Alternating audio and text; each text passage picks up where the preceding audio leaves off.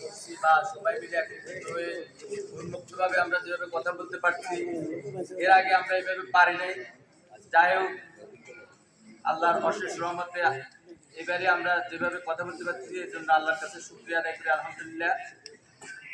যাই হোক, আমাদের এখন যে ধানের শীষ মার্কা নিয়ে আমাদের এই বেগমগঞ্জ ৩ আসনের নমিনেশন পেয়েছেন আমাদের বরকতুল্লাহ গুলু ভাই।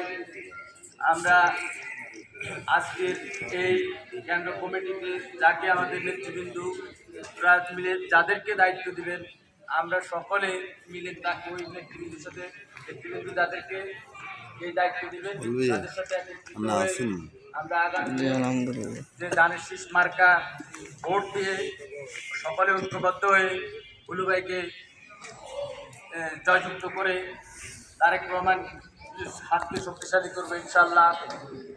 এই আশাবাদ ব্যক্ত করে আমি আমার বক্তব্য শেষ করছি। আসসালামু আলাইকুম।